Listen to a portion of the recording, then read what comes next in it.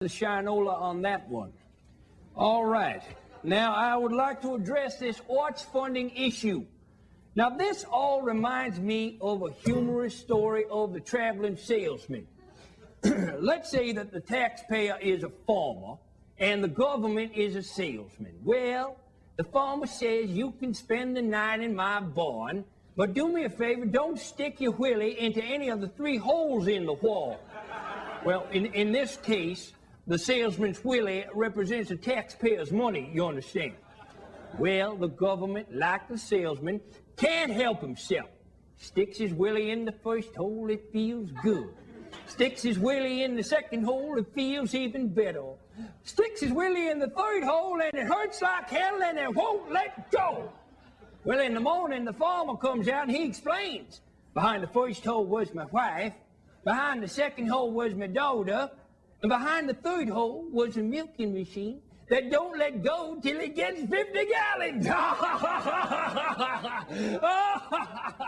Gentlemen, I propose that this arts funding is like a milking machine, and unless we shut it down, it's gonna rip our dicks right off.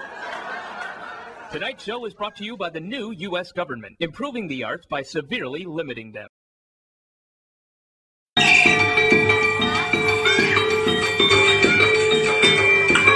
Wait! Hey, Mask! Andy Warhol and John Waters, in conjunction with Saliva Productions, present Jim Barrie's beloved children's classic, Peter Pan. I think I see him. No, that's just a cloud. No, it's not. It's Peter.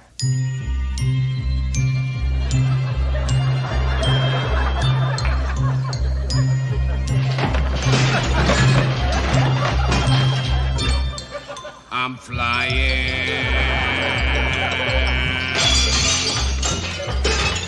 Look at me way up high, suddenly here am I, I'm flying. Yes, it's Divine, starring as the boy who wouldn't grow up. I won't grow up. I won't grow up. I don't want to go to school. I don't want to go to school. Just to learn to be a parrot. Just to learn to be a parrot. And recite a silly rule. And recite a silly rule. We're going to start our volleys. We hope you like the show. Now everything is ready. We're raring to go. We'll give you all the latest songs and then we'll pull up them. We're gonna start with high chucks. Just watch this chorus steps.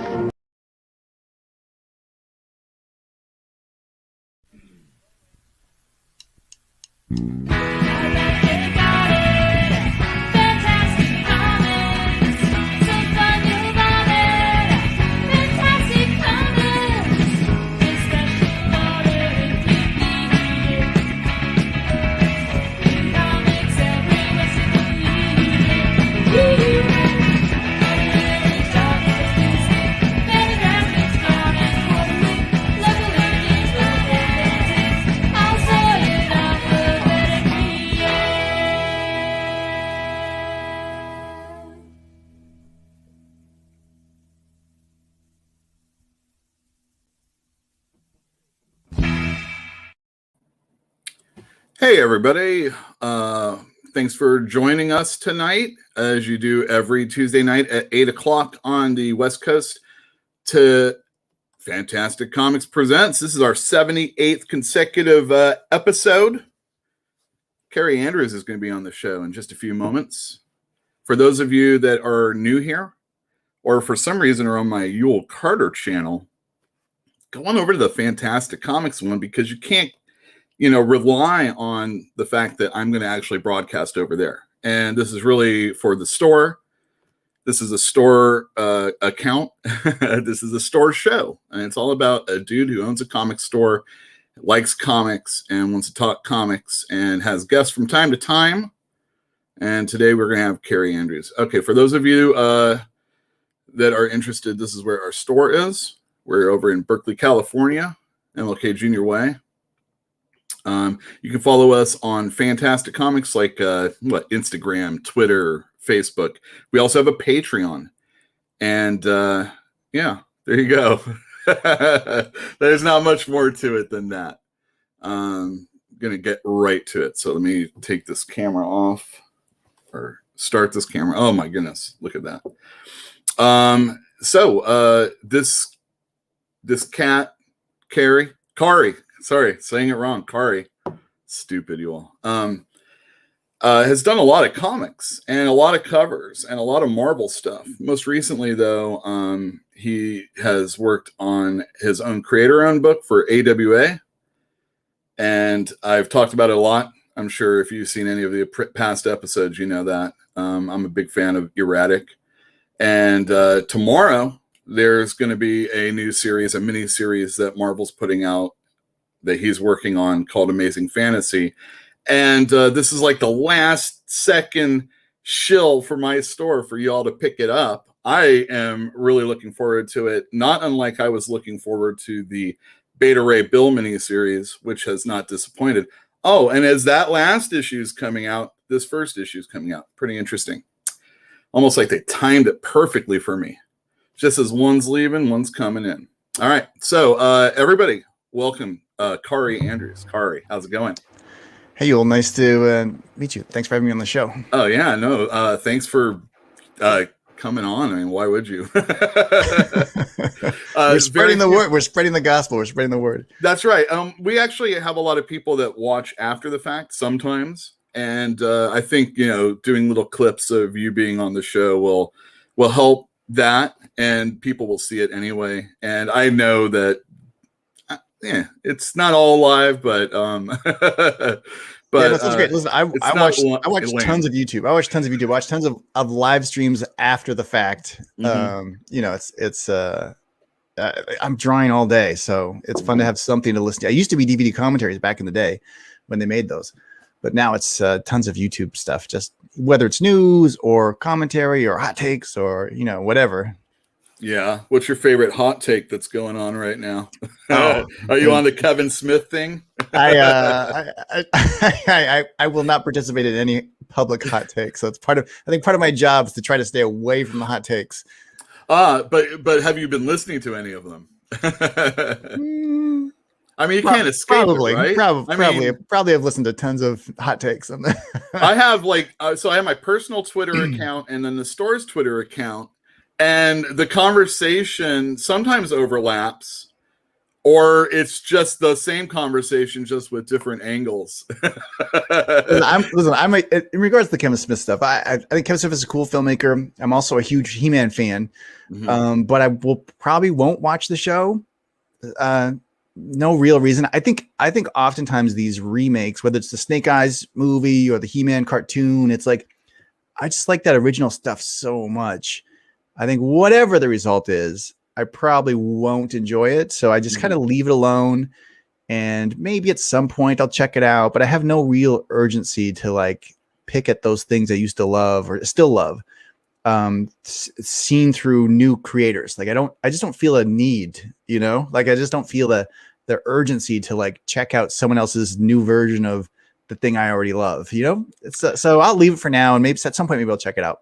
How does that so you've been a comic fan before you were a comic creator, correct? Oh yeah, there isn't a minute in my life that didn't involve comic books. I was reading comic books before I could read words, so I was I would read the panels and just be amazed at the stories and the characters without even understanding what they were saying. And that probably helped me as a visual storyteller because you can tell so much story without any words. Right. Well, what do you feel like when they make a movie on the character, or whether you like the character or not?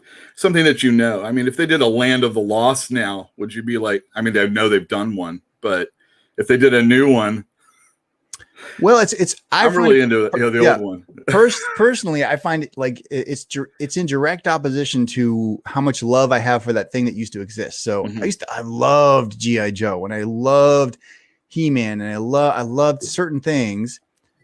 And so I probably feel less inclined to watch them now because I just already have that love. But if it's something I wasn't really aware of, like Gotcha Man or whatever, I'd probably feel more inclined to check it out because I don't have that attachment. There's no risk of hurting my feelings if you screw up strawberry shortcake. I'm not gonna Right. get mad. This is such an inventive take on strawberry shortcake. It's in black and white and everything. Oh my goodness. Yeah, so that might just be fun, like, because I don't have that emotion. But anything I feel, the tingles about, I'll probably just leave alone for a while. There's always going to be something eventually it's going to catch up with you that something you really loved is going to be like tangled with now. They're just going to Yeah. Well, if you see in my wall behind me, I have a He-Man pan animation cell. Nice. And there's a G.I. Joe splash page from G.I. Joe number 28. Which one's that, if you know? I don't remember that. There's like I have them all, but I don't remember the story. But it's like on a dinghy. There's like, I think there's like I don't know, just a bunch of Joes approaching a ship to do some operation. I don't know. As I've gotten older, I forgot all the numbers basically. Like I was like, I'm sure that the Tangled Webs Spider-Man that you did was in the teens, and it wasn't. Yeah, I'm not good. I'm not good with that stuff, like numbers or I'm a visual. I think visually, so I remember images and people. Like I forget people's faces all the time and people's names. But if I draw them a sketch at a convention, I'll remember the sketch for sure. Right. It's just the way I ingest the world. Nice. I like that. So I'm gonna put some pictures up that I downloaded while we talk, maybe a little bit about. So those of you at home that don't know Kaare's work, I'm gonna show you some stuff that I dig. And the first things that when I really started paying attention, you were doing Spider-Man covers and Hulk covers. And so the Hulk cover that was a big deal was this one, initially because it's a Steranko. What do you call that? An homage? An homage, a ripoff, a theft, outright theft. But Steranko's always been a favorite, But what's funny is that was suggested to me by the editor, and I was a bit hesitant because, again, I like Steranko so much. I was like, oh, do I really want to? But then you get over it. You're like, okay, I'll do my thing. I'll do my version of that thing. Right. And Steranko he took that from the Atlas sculpture too. So it's like, there's a lineage in imagery. Sure. There's that quote, I live by it, where bad artists trace, good artists borrow, and great artists steal. So the thing is, if you're tracing something, you're just going over the lines someone else drew, and you'll forget some lines, and you'll take off the paper, it won't make sense. You won't have drawn half the face. And if you borrow, you're never going to, like if I borrow your car, I'm just going to drive it gently. I'm not going to try to go too fast or too slow. But if I steal your Ferrari that I love, maybe I'll repaint it. Maybe I'll rebuild the engine. Maybe I'll trash it. Maybe I'll drag race with it. Like then the lanes are open. So I always think creative theft is the way to go, but you need to really steal it. Like if you stop yourself, that's when you get in trouble. Like if you just don't go all the way, because you need to own it. Once you own it, then it's yours, and then you can change it. But if you don't own it, you'll never change it. So would that be like when Sienkiewicz was doing Moon Knight initially, and it was very much like Neil Adams? I mean, yeah, he was at first he was mimicking Neil Adams, right? And then he just stopped caring, and then the real Sienkiewicz just exploded. He leaned into it. I mean, it's still Neil Adams, sort of. I mean, I'm sure Neil Adams is somebody else that he, on whatever strip he was working on, his little Abner strip or whatever. Yeah. Well, we all come from somewhere, and it's still a classic painting school to go replicate the masters. Like you actually try to replicate the brushstrokes of masters. Like you go to Florence or whatever and study painting, oil painting. There's a school of thought that is like you learn to paint by replicating masters, and then that's how you learn technique. And I still to this day I'm a process junkie in the art world. I love to deconstruct how things are made, take those techniques, do them on my own, or subvert them, or change them, or just steal them, and then they're mine, and then I can do what I want with them. That's the deal.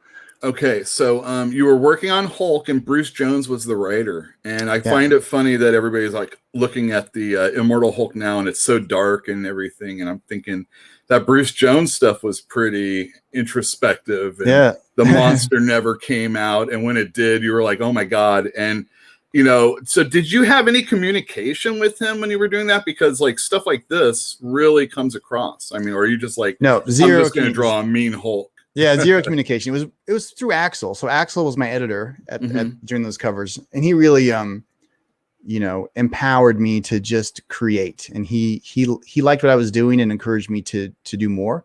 And I met Bruce later, but I always felt like my role as a cover artist, if I'm doing covers, is not necessarily to represent the story inside the pages. The real, if you break it down to like what's the fundamental task of a cover artist, it's just to get a reader to pick up the book and open it up, and then my job is done. Like that's the entire job of a cover artist.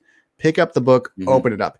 And to this day, one of my good friends, Josh Middleton, he feels the same way. He's doing Wonder Woman covers. He won't be trying to draw the story inside. He'll be trying to draw that unique, interesting, intriguing take of Wonder Woman. Maybe there's some story elements in there, but maybe not. As long as if the art is strong enough, someone will pick it up and open it, and the story inside, then that's the win. Once you're holding your hands, you're halfway to buying it. That's the trick. I was talking to a customer today about his covers of Wonder Woman, and now it's he's on Black and Gold. He has a cover, and his stuff reminds me, I don't know, maybe not reminds me. It almost looks like it's sculpted and then like drawn on the page, somehow. He's got some. You should talk to him someday. He's one of my good friends. He's him and I talk process all day. He lives in Japan, and we just get on the phone for hours just talking over. Like, there's very few artists who have the technical process ability to just talk shop, like this to both real media and digital media, because both Josh and I love to experiment in whatever, whether it's pastels or watercolor or acrylic, but then also digital media. And we're very different, and he's very meticulous and very just focuses on an image and just kind of like builds it out. And he's got some interesting ideas that I don't know if I am allowed to talk about his secret sauce right now, but it's we always, I think at least he inspires me, and I hopefully I inspire him too a little bit. And the way we just kind of like do our thing, Right. Well, I mean, as far as like the whole, you did your job. I mean, you want to pick up that book for sure. And thankfully, like on the inside, it was equally as good. Yeah, Most of the time, it was different. Like back then, when I really started playing with those whole covers, I started to homage like Norman Rockwell or a Corn Pops box, or like just strange stuff. And this one you're showing me now in particular, that was the one. Yeah. When I do a cover, I give 3 layouts still to this day, even though a lot of artists, you can only give one and be like, can I do this? And generally they'll say yes, but I like to do 3 because the first image is always the image either they ask for or you think they want.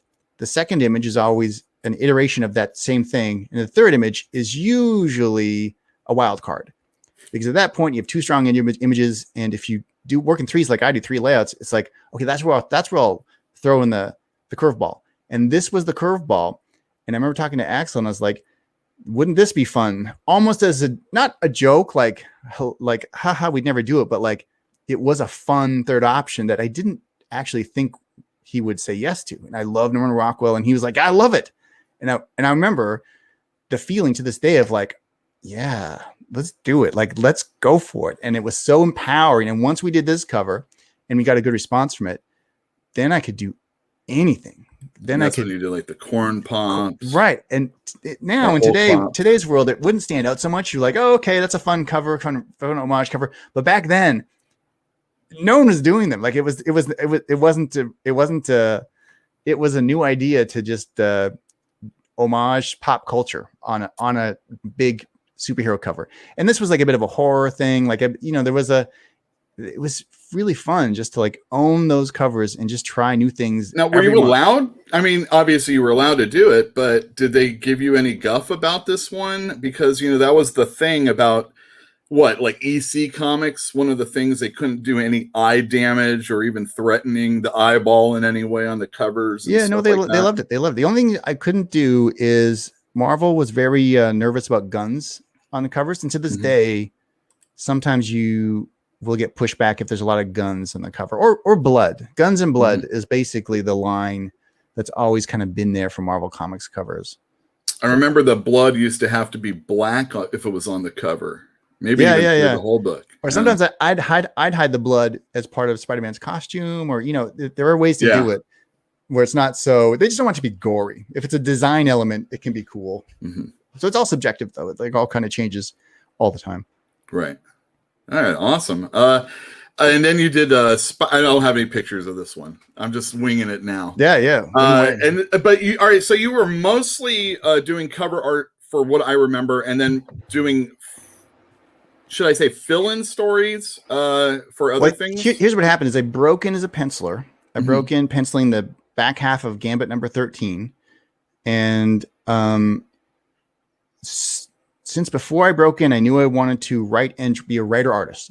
And as soon as I broke in as a penciler, I started pushing to write and draw. And my first miniseries was a Ben Grimm Logan tale written by Larry Hama, Ben Grimm Logan. They're both pre-superheroes. There's a Canadian soldier, an American soldier fighting the Black Widow.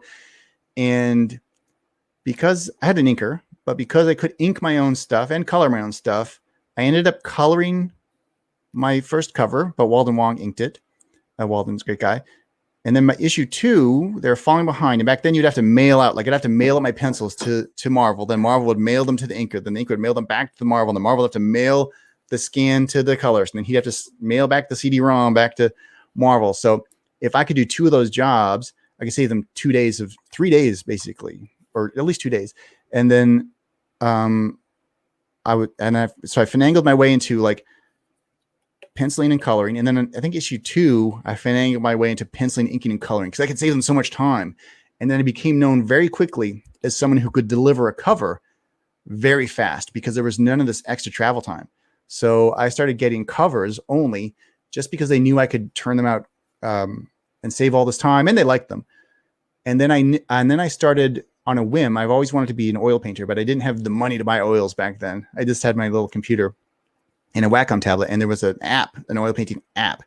And I just started painting on the computer, and I didn't ask to do a painted cover. I just kind of did it as my first Spider-Man cover. Axel gave me a cover, and I love Spider-Man so much. I just wanted to do something different. And so I sent it the painting cover, and it showed up. And again, back then it was new to have it digitally painted. People weren't doing it. Mm-hmm. And again, Axel, you need a good editor to allow you to change things up. And he was like, this is amazing, more. And then immediately I started painting covers, Spider-Man, Hulk. And then I was petitioning Axel, be like, I want to write and draw insides. And he was like, listen, Kaare, pencilers always want to write. It's actually very hard to write a good story. I do have this. Thank you, Axel. Right. I do have this. He's being gentle with me because it's true. A lot of pencilers do feel the urge to write, but don't actually write. Right. People tell them no, and then they stop pushing. And he's like, listen, I have this Spider-Man anthology that's just starting up. We are looking for some stories. If you ever have an idea, maybe we can talk about it. And so I wrote and laid out an entire issue, and then lettered the layouts, an entire issue of a Spider-Man tale, and just was like, well, what about something like this? And then he was like, wow, this is great. Let's do it. So you have to just keep pushing. And then once that happened, someone else at Marvel came to me with a Marvel Mangaverse tale that I could write and draw. And I was like, I want to do the Spider-Man version of Marvel Mangaverse. So I actually had 2 one-shots kind of come out at the same time. And then I was a writer artist. And then you did a Spider Kid one, the Spider manga. Marvel Mangaverse Spider-Man is the issue. It was a one shot back then, and then I wrote the Scotty Young miniseries. But it was like you have to push your way into these spaces. But I knew just historically, once people once a fan knows you as a penciler, just as a fan, when you see a penciler try to be a writer artist, you're like, oh, this guy, why is he doing it? It's all going to suck. I'm not going to read it. And I knew 2 things. One is it would suck. So the quicker I can get better, the better for me. So I just need to do it now. But then also I need to do it before the fans can put a box on me, before they can label me. And so that was a real urgency to do it. And then I ended up pitching for Spider-Man Reign. And before I did Spider-Man Reign, Axel was like, listen, before we do this, can you draw the stock hockey year one that Zeb Wells was writing for me? Oh, I remember that. Yeah. Yeah. So I drew that first, and then after that, I ended up doing Spider-Man Rain. So I actually got a green light on the Spider-Man Rain, but right before I started doing it, actually like, I need an artist now. Can you just do this quickly? And then I've worked with a lot of great writers like Mark Millar, Warren Ellis, but at this point I've more written and drawn than drawn other people's stories, probably. And is that the way it's going to be now? I mean, I know guys like Sean Gordon Murphy are like, I'm done working with other writers, you know? I'm not done working with other writers. I like writers. I mean, the writer has to be good. And I think Zeb Wells and Warren Ellis and Mark Millar are some of our best. And it's fun. It's really fun to pencil someone else's script, because it's like I'm directing a movie or whatever. You get to analyze the script and break it down. And I always try to draw not what the writer says on the page, but what I think they really want. Because what someone really wants is always under the words, because words are so limited, you know? So I always try to draw their intention, not the page. And I never change the story, but I will try to draw what they're really, even if they're unaware, like what they really want to do is what I try to, is what I try to do. But I also really like writing and drawing. So I'm more inclined to write and draw right now, but I would never rule out working with a great writer on a new project. And I listened to your, I think both of them, the Perch interviews that you did. And you talked about like being the person who was basically doing everything, because you don't have to depend on anybody to get something done. And you can, I understand, because like, I'm like, I'll price the comics and I'll put them in the bags and I'll file them away, and you can do whatever, which is nothing, because I've just done everything. I'm a son of divorced parents. They divorced when I was 4. So there's probably some like inbuilt looking for, you know, people to let me down throughout my whole life. That is like, it's just, it's easier for me just to like do the jobs. Cause if I let myself down, I can always beat myself up and, you know, get myself back to work. But if someone else is like, if I'm trying to I'm not good at getting things out of people or manipulating situations or playing politics. Like, I'm not good at that stuff. So it's always been easier for me just to like, well, I'll just do it. Well, what do you feel about, have you written for some other artist? I mean, other than like the Scotty Young situation, have you done that a lot, or not a lot? A little bit. I did a mini series with my good friend, Troy Nixie for Dark Horse. It was like in one of the Dark Horse Presents, we did the thing called the Black Sinister. All right. And I did the Scotty Young Mangaverse stuff, and was that it? There may have been. Scotty Young is doing the same thing as you're doing, or you did with him. Yeah. Now he's writing, and other people are drawing it. Yeah. Well, let me tell you, it was funny when Scotty was hired to do the Spider-Man Mangaverse. I remember either he told me, or maybe CB told me. Someone told me. I think it was him. I can't remember. He was hired and he was told to kind of like emulate what I had done in the one shot. And I was like, listen, Scotty, you gotta just do you. Like, I don't want you to emulate me. Like, you need to, like, a penciler's job is never want, like, just like Bill Sienkiewicz. He started out, probably he was even told, maybe that's how he got the work, emulating Neil Adams. And then immediately, pretty quick, he started doing his own thing.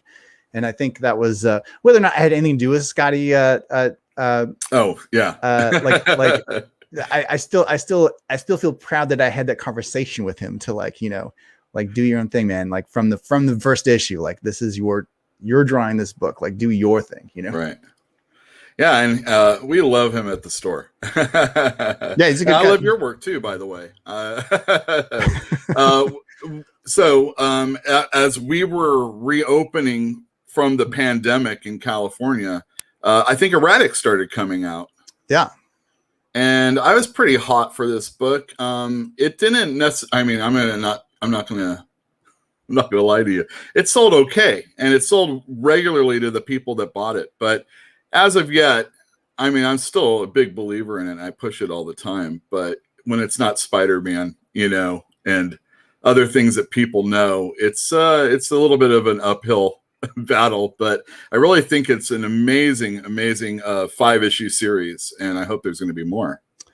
Yeah, no, I hope so too. I mean, that book is the only book that I've got a bunch of kids. I've got a 11-year-old, an 8-year-old, and a 5-year-old, and the two boys are the older ones. It's the first book where I was like, I finished E-Ratic. They were reading every issue, and then I was doing Amazing Fantasy.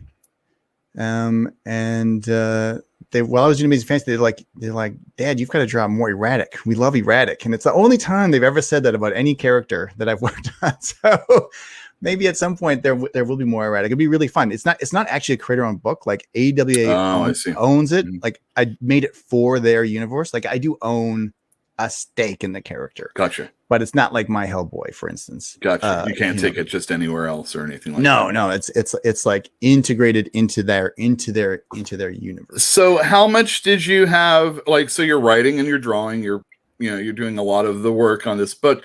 How much did the Axel Alonso or the other people that are involved in the company have to did they just give you free reign to do it?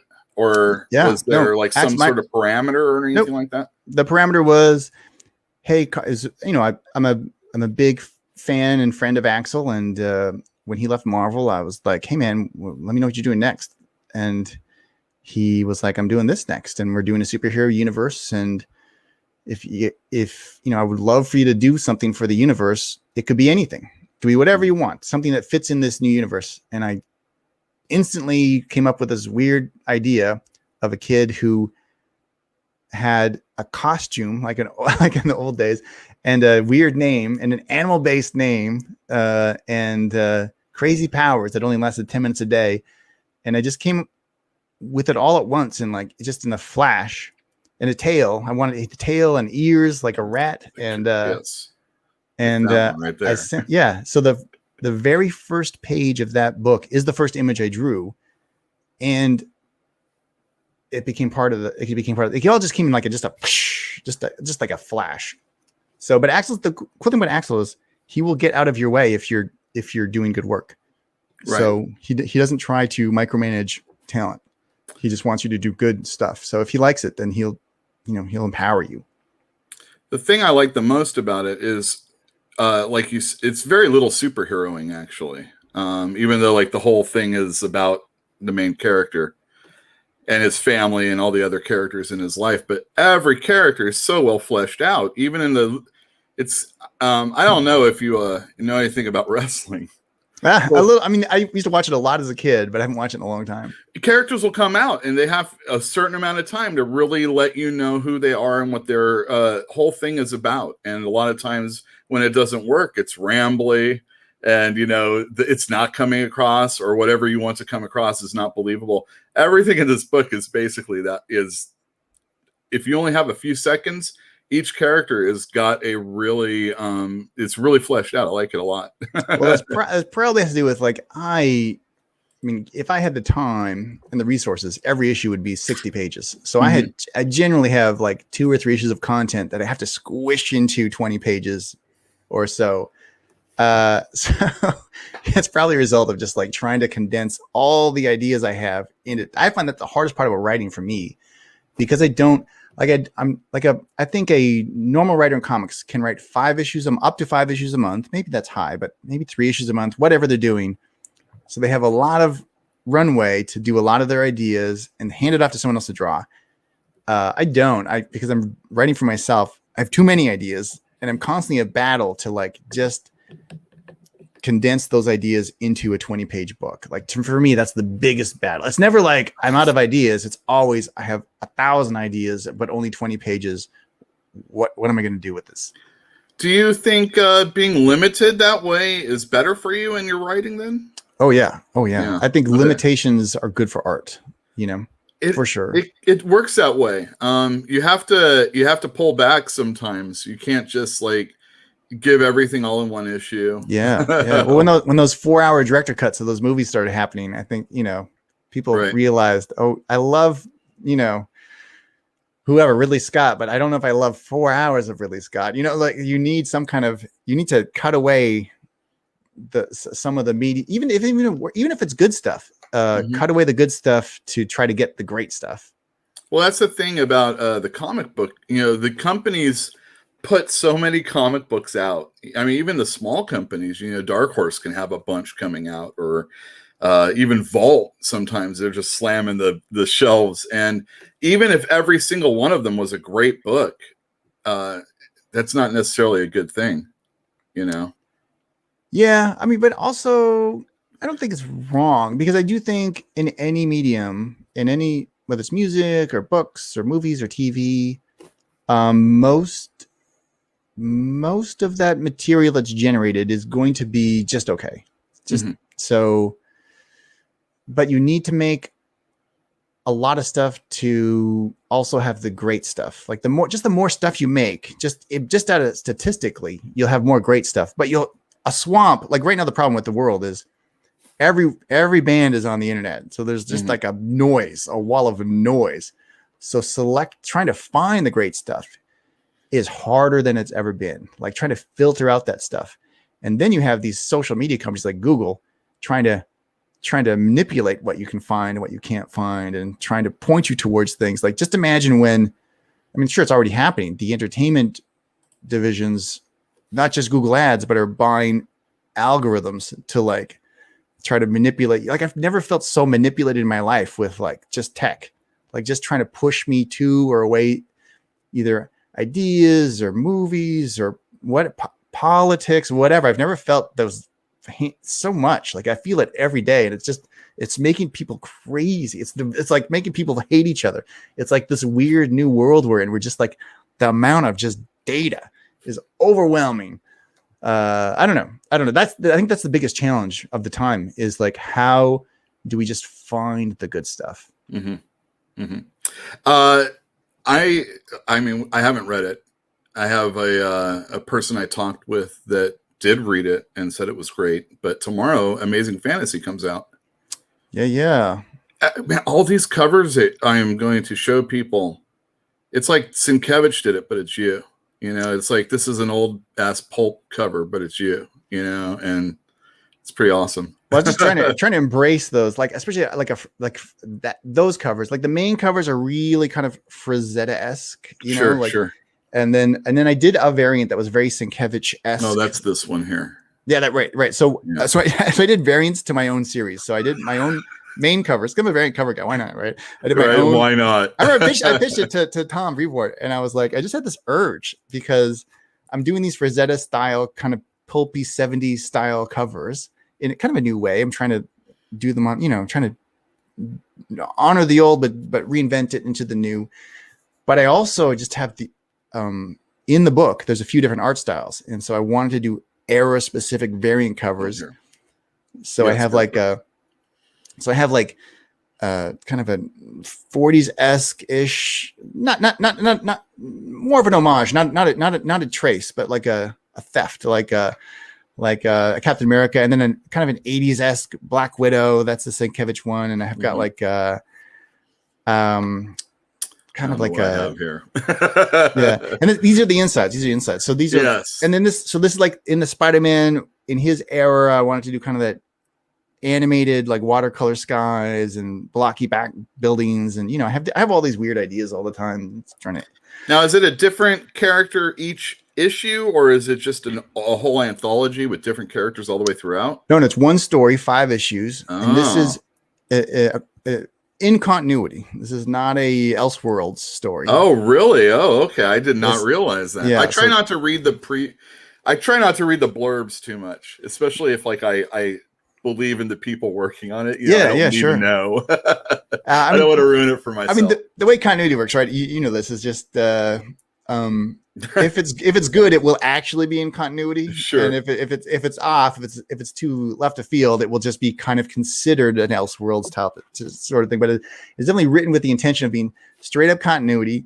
These are characters plucked from their prime eras: World War II Captain America, teenage Spider-Man, and spy school Black Widow, Russian spy school Black Widow, and put on this island of fantasy, and just why they're there, what happens when they get there, what they're going to do. There's different tribes of people. There's frogmen, there's orcs, There's kind of Birdman. There's like very fantasy, very fantasy, very Frazetta, very Conan, very Frazetta, very even He-Man, not the tech necessarily, but and then we see what happens. Each hero kind of hooks up with a different tribe, and all the tribes are at war with each other. So we have lots of conflict. Now, speaking of He-Man, we're not going to do Kevin Smith with you. On your Instagram page, you posted a He-Man. What is this, animatic or whatever? Yeah, like a concept trailer. These were concept paintings I did, and then I animated them and cut them into a trailer with music and sound effects. Right. Now, I don't want to make you sit through it, so I'll play it afterwards. Would you like? What was that all about? Well, I was pitching. Well, so I also direct film and TV, and so this was 14 years ago. I was actually pitching for the job of directing the He-Man movie, and so I created those animatics to pitch Silver Pictures, and then I reused them to pitch directly Sony,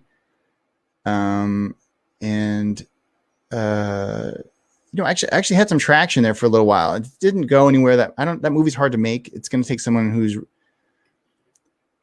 very an executive who's really daring, because the movie, that concept is so hard, I think, to make, like in live action. Like I think probably 300 is the closest we've had to, like 300 mixed with Star Wars would be the closest we've seen to kind of He-Man on the big screen. Right. But I think it can be totally done. Like I would love to do it. But this was, again, it's 14 years ago. I did this trailer. It got leaked to the internet. Thank you, internet. It's fine. But anyways, I just, when the He-Man show came out, I was like, oh, I have a trailer. I'll throw that up. People haven't seen it in a long time. So. Yeah, totally. So talking earlier, thinking about, if you were looking at your movie being made, would you be like, I don't want to watch that still? Like you were saying earlier in the show. Sorry, take me back. Oh, I don't remember what I said. I was asking you about watching your favorite things being made into movies or TV now, and you're kind of like, I kind of stay away from it. So knowing you making a movie, do you think you'd go and see that one? if I made it myself? Yeah. Oh yeah, man. Yeah. 'Cause then I could do what I want. I think if for instance, He-Man, if I did a He-Man movie, I'm usually very interested in trying to identify the core of a character and then reinvest in that core. Like what makes Spider-Man? It's that lesson: with great power comes great responsibility. So when I did Spider-Man Reign, I set that character way in the future. He's an old man, but I tried to put in place a scenario to put him back into the Peter Parker I knew, alone, kind of bullied, kind of like resentful, kind of like down,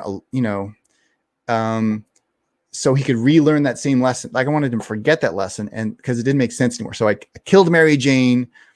I kind of gave him this premise where if he didn't have the power to save the person he loved most, maybe he didn't have any power at all. And if he didn't have any power at all, maybe he didn't have any responsibility, and he just stops. And then I could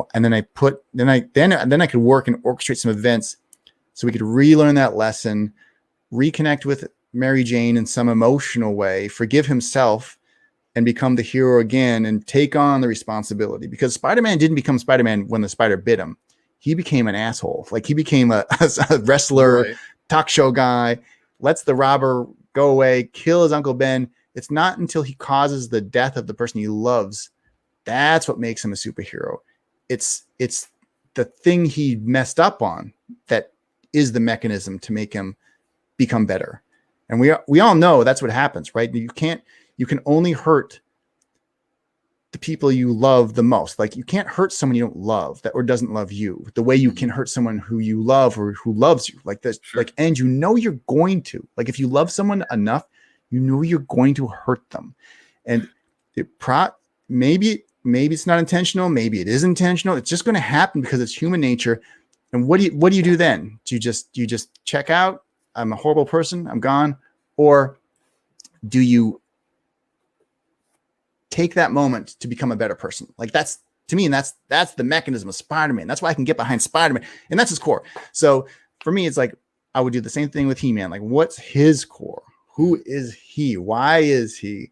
And so, sometimes like I did my run on Iron Fist, and I think if you had a fan who was more interested in the jokey version of Iron Fist, like I went back to the origin where you have this kid who watches a man murder his parents and then goes to train for 10 years, not to become a superhero, but to kill for revenge, to kill this guy. And at the end of that quest, these monks, these monk warriors say, hey, you don't have to have revenge. Stay here, have this fruit of immortality and live with us in peace. And he's like, nope, I'm going to get some revenge. Like and then when he goes to find the guy who killed his parents, that guy's lost his mind. He's in a wheelchair. He's already been killed, basically, metaphorically. And his quest of revenge is empty. And to me, that's actually the core of Iron Fist. Mm-hmm. And so when I did my Tale of Living Weapon, I really went back to that original mechanism. But that's a trickier character because that core isn't as universal as Spider-Man. With great power comes great responsibility. Now that's the one where they're on that expedition, and then he pushes his father off the cliff or something like that. Yeah, it's weird. Is that how it worked? He pushes his father off the cliff. I haven't read it since it came out, so forgive me for not remembering. immediately proposes to Iron Fist's mother, Danny Rand's mother. Right. And then she says no, and he's like, "Fine, I'll leave you to freeze to death in the Arctic." And then Danny and his mom start traveling across, and she gets eaten by wolves. And he watches his mom get eaten by wolves, and he's about to get eaten by wolves, but he makes his way across this bridge to this mystical city, and then they train him for revenge. Like it's a dark. And I think, the Netflix show, I would say the biggest mistake that show made was they backed away from his actual origin. Like he didn't, in the show, he had no quest for revenge. He had no reason for being, but any martial arts tale, like the revenge tale is the strongest martial arts tale. That physical vengeance is always the strongest martial arts tale because it's so visceral. You train your body into a weapon to use it. And then the lesson learned is generally, the blade cuts both ways. Like when you try to have your revenge, you will damage yourself or your loved ones just as much as you damage that person. So the ultimate lesson of a revenge tale is it's not worth it. But if you remove the revenge tale from Iron Fist, he actually has no mechanism to exist. Like it's a very martial arts centric tale. Yeah. Well, thank you very much for being on the show. I don't want to keep you too much longer. I'm really looking forward to Amazing Fantasy tomorrow. You want to give one last pitch for my customers out there? Yeah, check it out. There's listen, if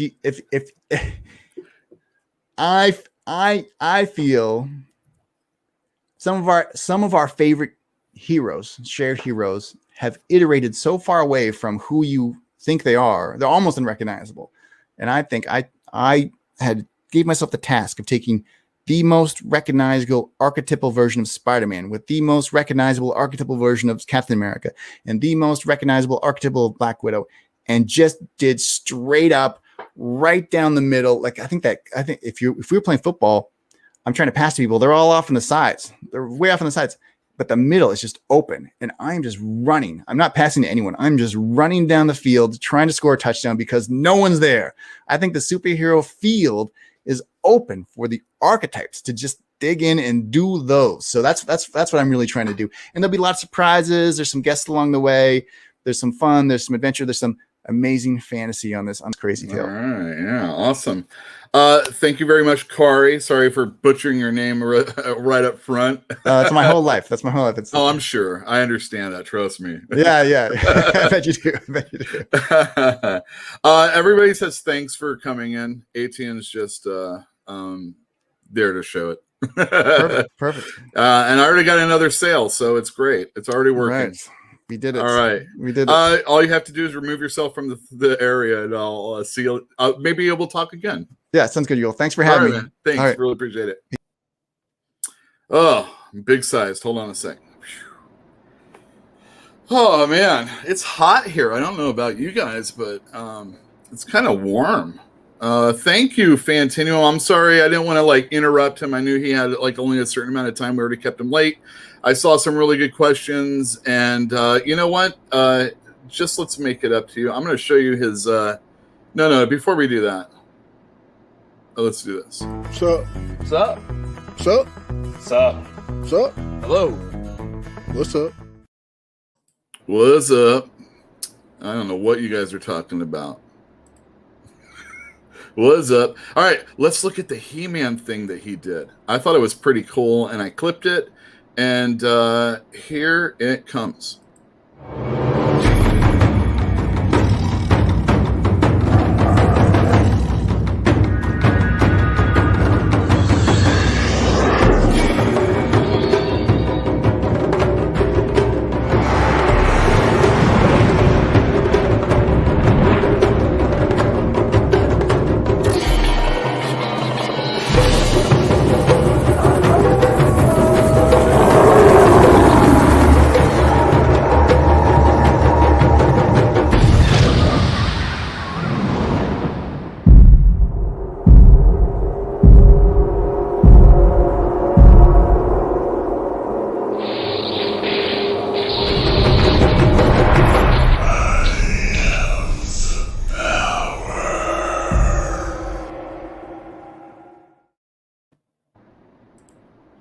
There you go. Oh, it was billed as 300. That's what he said. So there you go. That would have been pretty sweet. And we know that if Kaare was involved with it, he would have kept He-Man as one of the characters. Spoilers. There's a lot of people upset with Kevin Smith this weekend. I don't know if anybody knows about that because Masters of the Universe was released on Netflix. Last week, I let you guys know that we were getting rid of Netflix, but it had nothing to do with this. But I'm going to say it is now. Who cares? I watched the first episode, and I thought it was okay. And I know a lot of people are upset, and I heard about all the rest of it. And the thing is that Kevin Smith, I guess, came out. Oh, yeah, let me put this up. I didn't know I dropped the W from his name also. Kevin Smith came out quite a while ago and was like, no, that's not what happens, and he kind of blamed this YouTube channel that was just reporting on what they heard, and it got a lot of people flinging shit their way, and there you go. But I guess whatever they said did really happen, and then he had a live stream on the weekend that had no comments. Not like here, you can put comments up. Just please police yourself, okay? Kevin Smith hates He-Man, so I've heard. Yeah, it was, oh wait, you guys are moving too fast. Clownfish TV. You know, the thing about Clownfish TV is I like it a lot, especially when they're going through like numbers and things like that. But sometimes it can just be a little too much of the same thing. And what they're into isn't necessarily what I am into. Like I can't do Star Wars or Disney stuff all the time. But if you're into that, I think they're pretty much like know what's going on. Oh, let's see. What's wrong with that guy? I tried watching Kevin Smith's YouTube channel. Why is he so fake? He look, anytime you're palsy wowsies with people, it's hard to really critique them. I'm going to do Beckstar in just a few minutes. And you know, it's just, I don't know, man. And it's fake. Everything's fake. Life is fake, right? Me dealing with customers is fake. But you know what isn't? My love of comic books. I'm going to share that with you right now. Oh, look at this guy. Oh, damn it. He can move too fast. Can't wait. Let me just say it was pretty good, man. Let me turn my camera off. Nobody wants to see that anymore. Let me get to... Jesus Christ. Sorry, guys. Oh, sometimes it's just too hard. Just too hard to keep going. I was going to talk about Captain Marvel #6 also, but we'll see if that really happens. That's the mother's basement, if you will. All right, we're going to share screen. Here we go. Oh, wait, let's not do that one yet. Did I do a... Let me do a banner first. Here we go. All right. LN Mom number 1. Oh, my gosh, kids. Let me tell you. Oh, Yule. All right, there we go. Beckstar number 3. Beckstar has been really good. Every issue has had some sort of, we'll call it a cliffhanger, a reason to read the next issue. And this one ends on that too. And I don't want to, I'm not going to show it to you. So that's cool. And it's almost like when they say that the page, the bottom right-hand corner page panel, is supposed to make you want to turn the page so that you can see what's happening.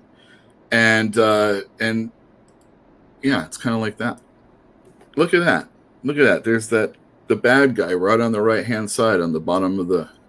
All right, so first and foremost, I think the art's really good. I like it. I forget what I suggested it was kind of like one time.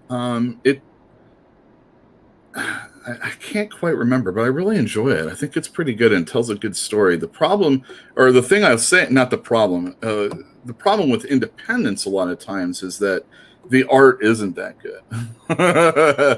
This is not the case. I think it's really good and it tells the story well, and there's a lot of action, and the characters, the designs are there so that you can tell each one apart, which when you're reading the 3rd issue of a comic you've only really just started and you haven't invested years and years in, I think that's kind of important. There is cursing, just to let you know. So this is not for children. It does have that kind of animated style. Like maybe you've seen it on Cartoon Network. So, Joe, you and your potty mouth. Oh, I didn't clip that one. All right, so here's the bad guy doing bad guy things. I like it. It's exactly what you want from your bad guys, doing evil stuff and going to threaten the character.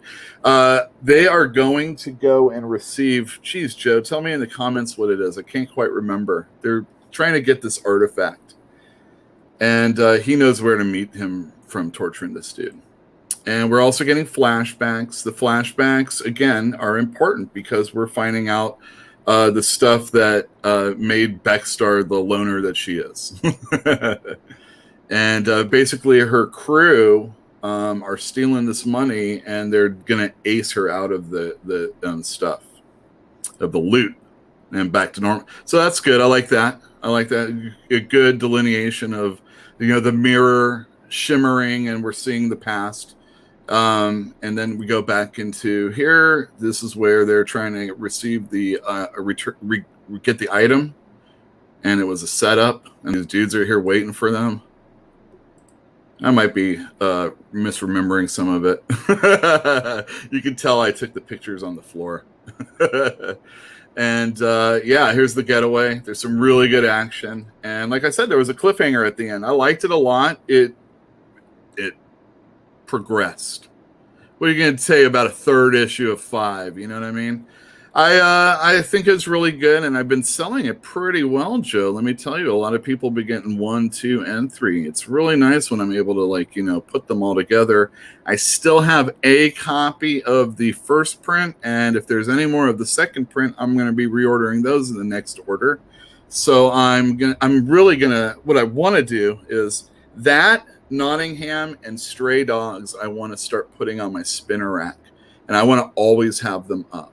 I think those would be really cool. It reminds me of back in the day when 8-Ball would come out, and this is something, if they keep it in print, like a slave labor comic, I can always keep putting that in there, and I'd rather do that than trades personally. All right, Daredevil number 31. I do not read Daredevil all the time. The last time I did was when Elektra became the new Daredevil because Matt Murdock is in prison. That's not Matt Murdock there. Who is it? I like to read these first parts of stories to see if I can understand what's going on so I can tell you whether or not you can understand what's going on. Chip Zdarsky's writing it.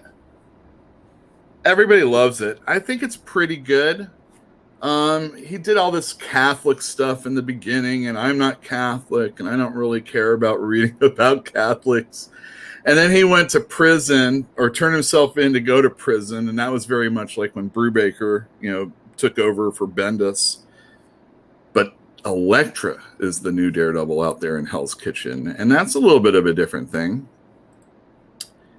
Matt Murdock has had a couple of attempts on his life made, and he's talking to this bruiser here as he's then going to be taken to the warden, the guy who's been setting him up.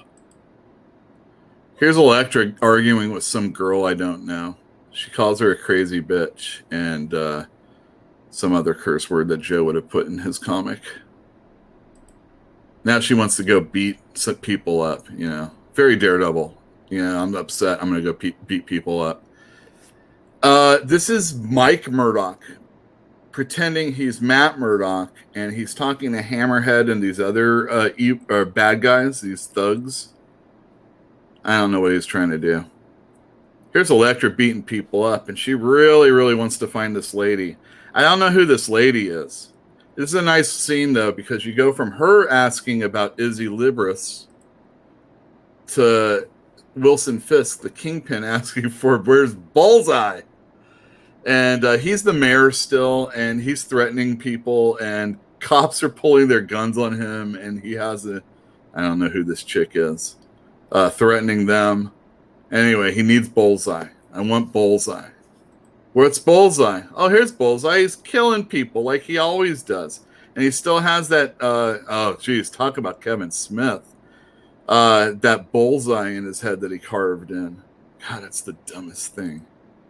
Anyway, he sees this angel, and the angel is like, hey, why don't you kill everybody since you're like who you are? And here's Daredevil. He's in prison, and he's still wearing his mask, and this warden wants him killed. And there's a pretty cool scene where Daredevil's beating up the guards, but then he just gives himself up.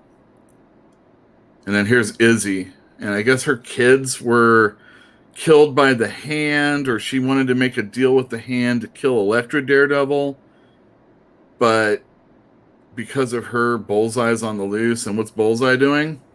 He's killing people. So it's a pretty good issue. I thought it was all right. If you like Daredevil or are enjoying this stuff, you probably dig it. Mike Hawthorne is not as good as Mark Cicchetto, especially on a monthly book. I mean, this face here. Anyway.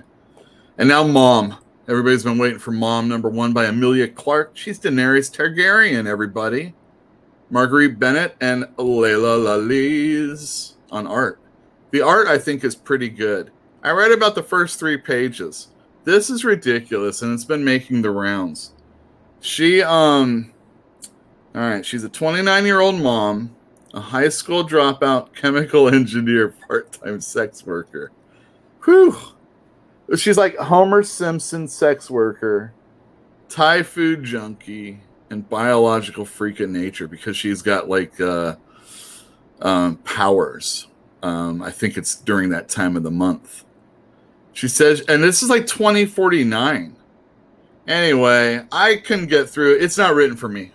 I read the when Emilia Clarke was talking about what made her want to write this book, and that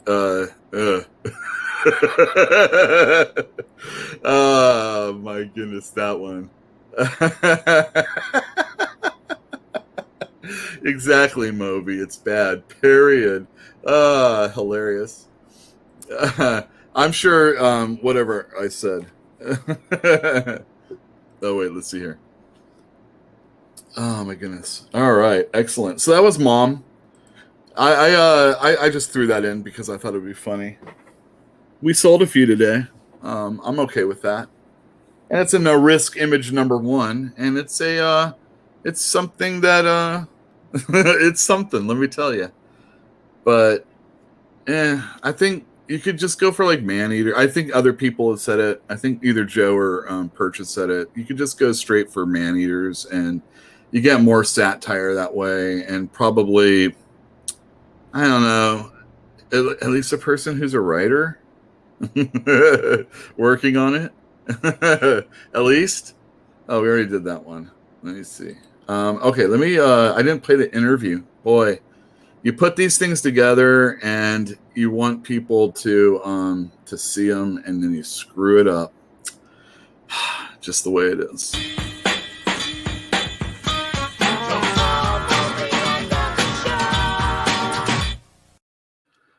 I know my reviews aren't really reviews. It's just talking about comics really quick. It stems from working at the comic store for so many years. You just want to put the highlights out there and leave the customer with a little bit of the information so that they can like do the rest for themselves. And I mean, I've done real reports on things, full examinations on stuff. I don't think anybody's coming here for that. Maybe they are. Let's see here. What is on the desktop that I need to show you guys? Oh, yeah, that's right. All right, this is great. There it is. Captain Marvel #6. Who's ready for Captain Marvel #6? When I say Captain Marvel #6, does anybody have any concept of what Captain Marvel I'm talking about? All right, let's see here. Oh, we've got the unreleased movie, Fantastic Four, Roger Corman Presents. That has the, well, thank you very much, Sequential Geek. Where was that? Go ahead and read that old Mockingbird series. Exactly. His mom gonna team up with Youngblood. Hilarious. Oh, they're very good. Do I mean Billy Batson? No, I do not mean Billy Batson. I will. It'll be the power of Shazam when I do a Mother's Basement that way. Oh, that's good. See, there you go. Talking helps. Talking it out. We got to go back to. We're in Mother's Basement. We're gonna look at a comic book. It's gonna be Captain Marvel 6 right now. There it is. Okay. Yeah, we know it's a videotape. Look at that. Who is it? A Salinger that's in that movie? I forget. Somebody like that. I don't remember though. That's not what I meant to do. All right, sharing screen. All right, sharing screen. No, Captain Marvel #6 right there. Written by Peter David with art by Chris Cross. It will make you jump. He did the cover. Look at that. A lot of stuff going on. Anybody know these characters here? I'll let you know inside. Maybe you had a toy that looked like one of these. Well, this one. All right. Starts off at Golden Orange Comics. I don't know if this is on Melrose or not, but it's owned by Margot, and that's the redhead. Oh, I kind of gave the joke up a little bit. But what this guy wants to do is sell a box full of Youngbloods, and she's going to give him $1. And he's all, $1 a copy? They retail for $2.50 a piece. I bought this years ago as a college investment. She's all, not $1 a copy, the $1 for a whole box. Oh, poor Liefeld. Peter David just likes making fun of him. Margot keeps seeing this smoking goth ghost lady. I forget what the reason is. I used to read it back in the day, and I love this series. It was really nice revisiting it and just remembering it. There's some really cool things. Obviously, there's only Marvel books back here at this comic store. Earth X, X-Men. All right, now we're going to where Captain Marvel is. These are Micronauts. They're not called Micronauts in this. They're calling themselves Microns. They were created by Marvel. I guess it would be Mike Golden and Bill Mantlo. That's Marionette right here. And Captain Arcturus Ron, I think is how you say his name. And then Bug right here. Loved Bug. Loved them all. They were great characters. The first 12 issues of Micronauts are musts. And get the annual too. It's done by Steve Ditko. And then like the last 10 or 15 issues were drawn by Butch Guice. And it pretty much ends the story of the Micronauts until, they IP it and keep going on and on and on. Anyway, we're in the Microverse, and I don't know exactly what's going on here, but here's Captain Marvel getting punched through this building. And for those who came late or did not come late, there will be milk and cookies later. I am expecting my milk and cookies, even though this is a revisit. I'm not sure if Peter David's on social media, but I'm going to demand it later. Anyway, he's trying to get Drax. And Drax is being enamored by this lady here who's posing as Jarella's sister. And Captain Marvel's got to fight all these goons off. Meanwhile, on Earth, Rick Jones has Moondragon tied to a chair, and he's torturing her. Every time she starts to say anything that upsets him, he puts the music on, and it's Limp Bizkit. That's a good Peter David joke there. Anyway, I love Chris Cross's artwork. I think it's really super expressive. Everybody's really good looking. He draws everybody really pretty and really powerful and really cool superhero characters. And the violence is awesome. It's not like super deadly, and Peter David isn't going to do something that's going to get, his bosses upset with him. He tells pretty solid stories with little punchlines in between, pages. And basically, like I said, this Jarella lady is pretending to be her sister and got all the people up in arms against Captain Marvel. Here's that ghost lady watching TV. Oh, look at this. So when we get Captain Marvel finally meeting the Micronauts, they tell the story of everything that's been going on. And I guess Thanos and it looks like Mangog. Maybe that's just Thanos only. It looks like a Mangog picture though. Get involved with Baron Karza, and I think this down here, as seen in last year's Instant Sellout, Small Expectations one-shot. I don't think that was really a comic book. I was thinking of tweeting Tom, what's his name, Brevoort, but I decided against it. More fighting. God, Peter David knows how to do a good action comic. And Chris Cross knows how to draw a good action panel, if you know what I mean. Oh yeah, this is a good one. So since Margot is seeing dead people, when she goes in the bath, this is a good little ROM bit right here. When she goes in the bathroom and sees Moondragon in there, she just thinks she's crazy and is like, "Oh, I'll come back and see you later, Rick." More fighting. Took a drink of water. This is the whole issue. I love it, man. He just does the people screaming and the teeth. It's just so perfect. Suffice it to say, the good guys win in the end.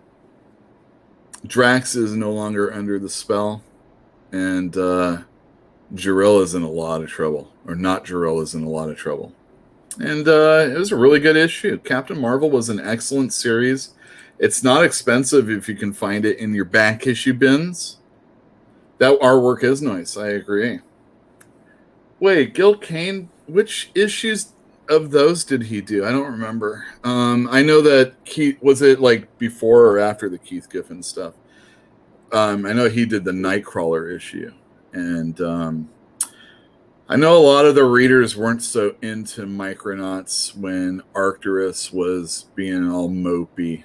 And he kind of was like, the rest of the crew was trying to like keep everything together, but the stories kind of dragged. They needed to get in that danger room so that people would care. Oh yeah. Okay. Very good. I've never read every single Micronaut, but I've read a lot of them. But The first 12 and the last ones are super awesome. Dig them a lot. That is one Peter David series I need to catch up. Has he ever done a bad book? Well, he can be cheesy, and let me think. Has he ever? I mean, he's done. I know some people don't really like his Supergirl. I think that Supergirl wasn't my favorite anyway. She was like the blob one.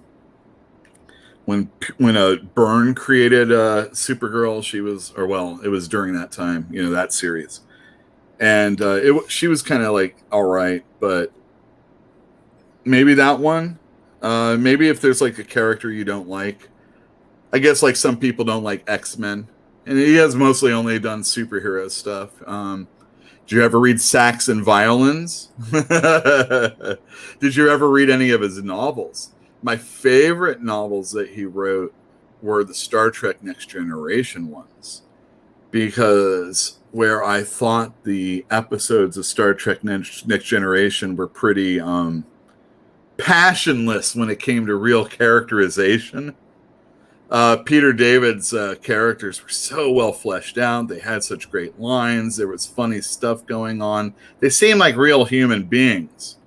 And those I really dig a lot. I also really enjoy his Star Trek comic books, which followed, I do believe, after Star Trek 3. So when they get Spock back and they're like, oh, maybe it's after 4. Whenever they're on the run, I think is when he took over. Oh, he did yes, I know what you're talking about. Not Fable like Bill Willingham's Fables. It's those punny books that he did. I can't remember what they're called. And yes, I bought and read Sax and Violence. Oh yeah, George Perez doing. It's all about. God, let me remember. Hold on a second. It's all about like snuff films, and Sax is the chick, right? And she's wearing like a leather garter and bikini top or something, and then there's Violins, and he's this big dude, like a Vietnam vet kind of guy, if I'm not mistaken. Let me see. Hold on. All right, Peter David's Supergirl was outstanding. There you go. No, his Supergirl, which I loved, is post-Blob Matrix. Oh, okay, very good. Well, I can't remember. What about his Aquaman, though? He always got upset when people would say that Aquaman had a harpoon on his hand, and he'd get really pissy about it, if I remember correctly. He even wrote it in the character, so like Aquaman would be like, "It's not a harpoon, you idiot." Oh. Aquaman couldn't get those piranhas to stop chewing on his hand. How sad. No, it's not. How many okays can bugs say? Yeah. Isn't it tick? He goes like tick, tick, tick, tick, tick, tick. Anyway, I'm going to end this a little early. I got about 10 minutes to, and then what am I going to do? Just chat? Oh, I see you, Joe. I got you. Stupid me. Got it.